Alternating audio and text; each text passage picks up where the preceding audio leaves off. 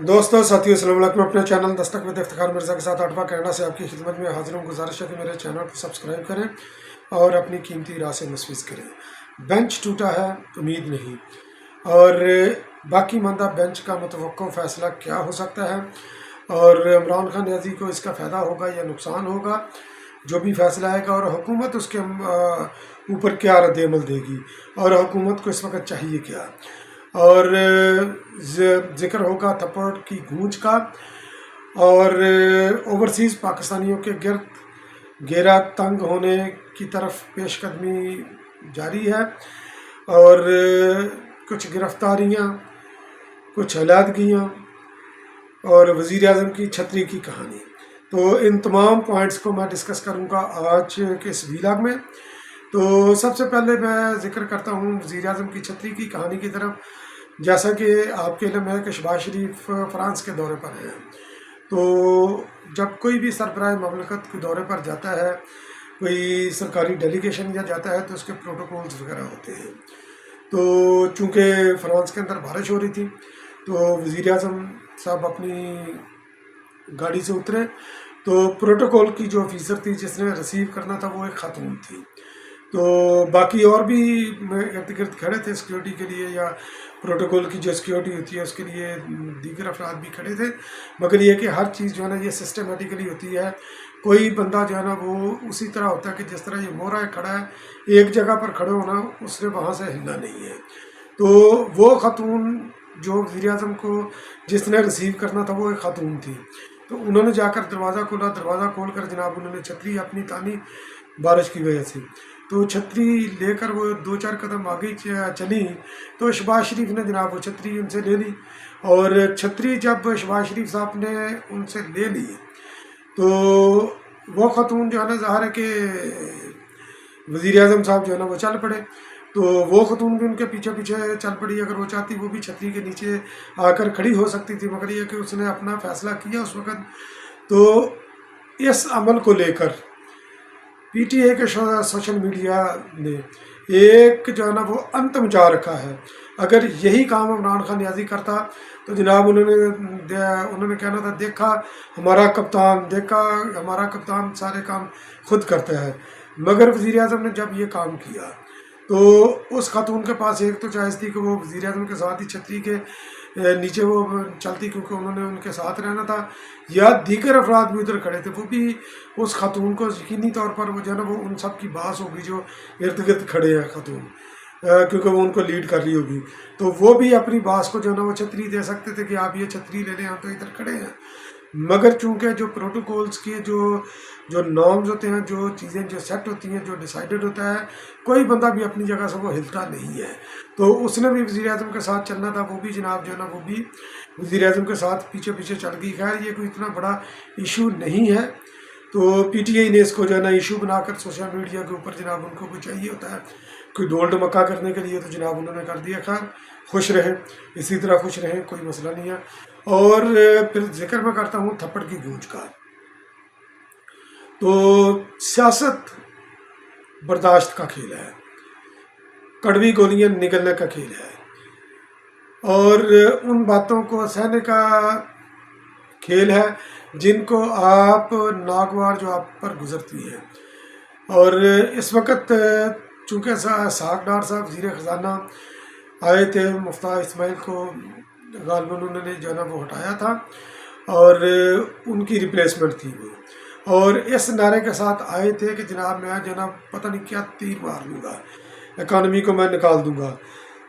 तो खैर फैक्टर तो उसका कई और भी हैं, क्योंकि सिर्फ ये सागडार उसका ज़िम्मेदार नहीं है, बाकी और भी कई फैक्टर हैं। इंटरनेशनल पॉलिटिक्स भी है जो पाकिस्तान के अंदर जो है ना वो अपना असर और नफूज जो है ना वो रखना चाहती है। इमरान खान न्याज़ी की सूरत में पाकिस्तान के अंदर तसलसल जारी पॉलिटिकल जो है ना वो अदम इस्तेहकाम है सियासी। तो ये भी एक वजह है। और IMF भी जो है ना ये अपनी बाउंड्री से हट कर पाकिस्तान की सियासत के अंदर जो है ना ये इन्वॉल्व हो रहा है। तो IMF का मायदा आज हुआ, कल हुआ, आज ख़राब हो गया, कल ख़राब हो गया। इसी खेल के अंदर जो है ना ये हम लगे हुए हैं, और समीउल्लाह कलीमुल्लाह जो है ना वो उसी तरह हकी जो है ना खेल रहे हैं हम। اس کے ساتھ IMF کے ساتھ.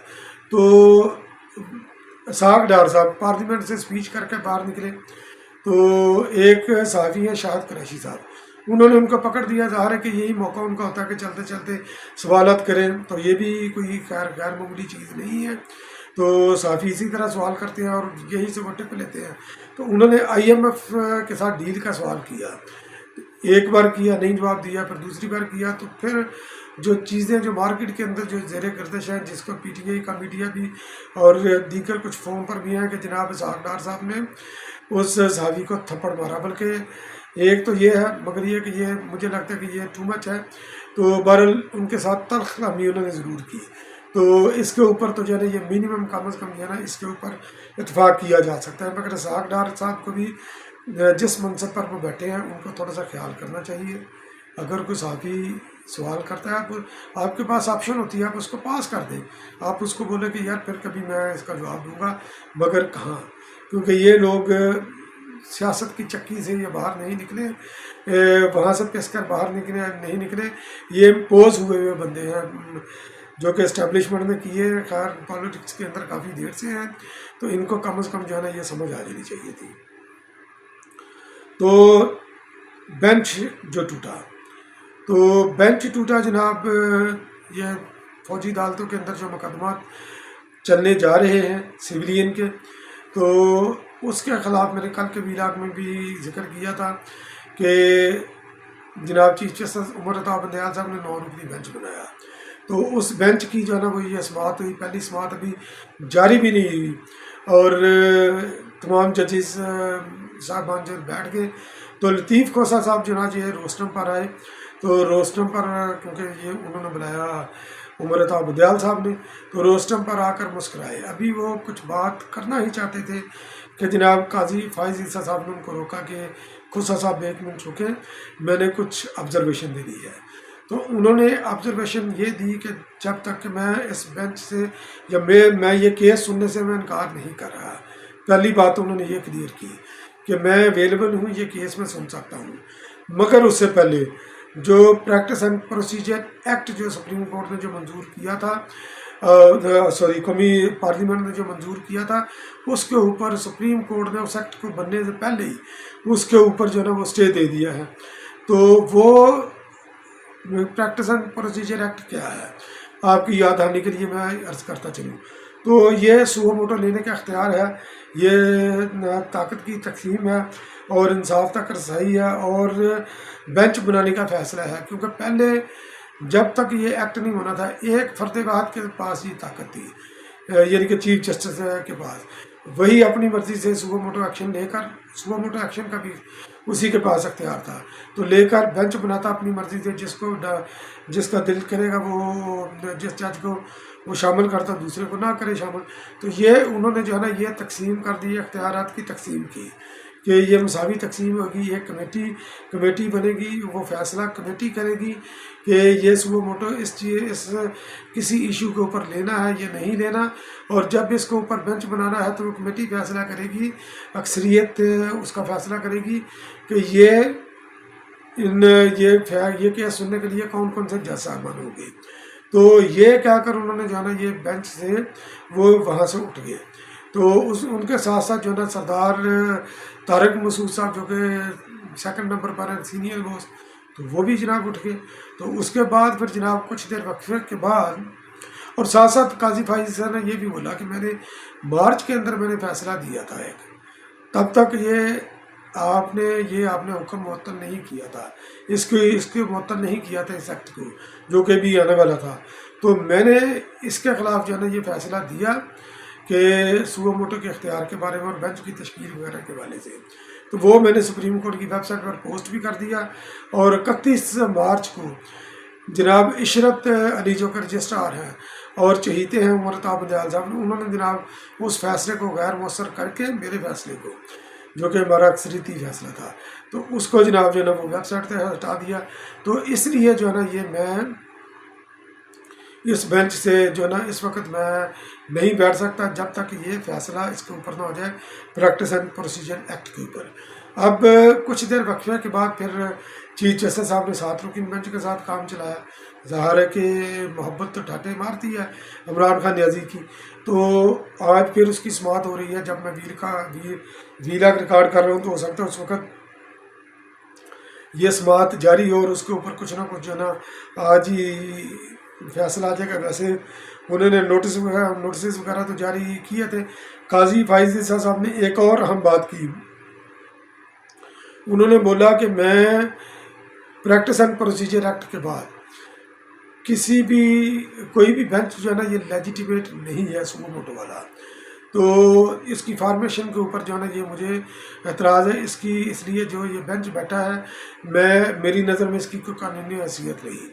अब हुकूमत के पास ये इख्तियार है कि वो काजी फायज़ ईसा के फुट स्टेप पर चलते रहे। बल्कि जब उन्होंने ये एक्ट बना दिया था तो उस वक्त चीफ जस्टिस साहब के बनाए हुए किसी भी बेंच के सामने हुकूमत को पेश नहीं होना चाहिए था। तो इसके सामने भी अगर हुकूमत ये फ़ैसला करती है थोड़ी सी जुर्रत का मुजाहरा करे और बिल्कुल ना पेश हो। तो बाकी खैर अगर ये प्रोसीडिंग इसकी चलती है या नहीं चलती इसकी आगे, तो इसके दो फैसले हो सकते हैं। एक फैसला क्योंकि एक तो इस्तदा की थी पिटिशनर्स ने कि हमें जो है ना ये वो दे दिया जाए, स्टे ऑर्डर दे दिया जाए। तो वो तो खैर इस बेंच ने जो है ना 7 रुकनी बेंच ने वो इस्तदा तो कर दी मुस्तरद। उन्होंने बोला कि हर केस के ऊपर जो है ना ये स्टे ऑर्डर नहीं दिया जा सकता। तो खैर दो फैसले हो सकते हैं। एक तो जो है ना ये सुप्रीम कोर्ट ये रोक दे कि सिविलियन के ट्रायल जो है ना ये मिलिट्री कोर्ट्स में नहीं हो सकते, ये दहशत गर्दी की अदालतों में होंगे। तो हुकूमत क्या रद्द-ए-अमल देगी? एक तो सुप्रीम कोर्ट ये फैसला कर सकती, तो दूसरा सुप्रीम कोर्ट फैसला ये कर सकती है कि फ़ौजी अदालतें आइन के मुताबिक हैं, चूँकि ये मिक्सचर है फ़ौज पाकिस्तान के अंदर भी कुछ लोग साजिश के अंदर मुलव्वस हैं और सिविलियन भी, तो इनके अलग-अलग ट्रायल नहीं चलाए जा सकते क्योंकि ये सारे कंबाइंड ट्रायल होगा और कंबाइंड ट्रायल मिलिट्री कोर्ट के अंदर होगा क्योंकि मिलिट्री के बंदे का सिविल अदालतों के अंदर उनके ट्रायल नहीं होते। तो खैर ये दो फैसले, दो किस्म के फैसले हो सकते हैं, या तीसरा ये लटक भी सकता है। खैर तो अगर ये फैसला इस तरह हो जाता है कि ये अदालत ये रोक देती है सुप्रीम कोर्ट, तो उसका इमरान खान न्याजी को यकीनी तौर पर नुकसान होगा उसका भी, क्योंकि इमरान खान न्याजी ने ये हमेशा साबित किया कि जब इमरान खान न्याजी को रिलीफ मिली उसने उससे बड़ी कोई गलती की।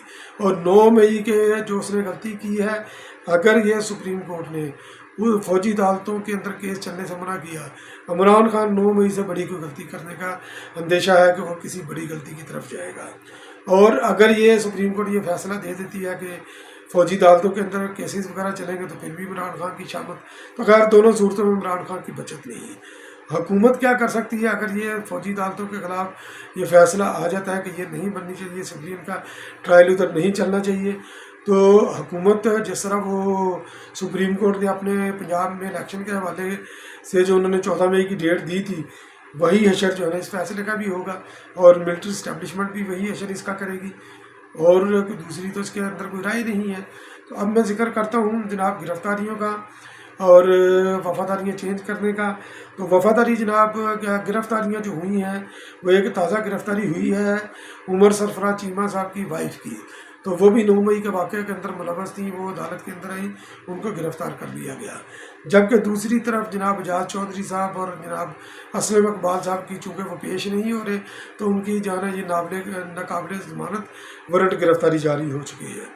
और खदीजा और जो है ना एजाज चौधरी साहब जो वारंट गिरफ़्तारी जारी हुआ मुसर्रत चीमा और असलम इकबाल की, तो खदीजा शाह जो कि नवासी हैं जनाब जंजुआ साहब की, आसफ नवाज जंजुआ साहब की, और जनाब एजाज चौधरी साहब, उनकी दरख्वास्तें जो है ना ये खारिज हो गई हैं ज़मानत की।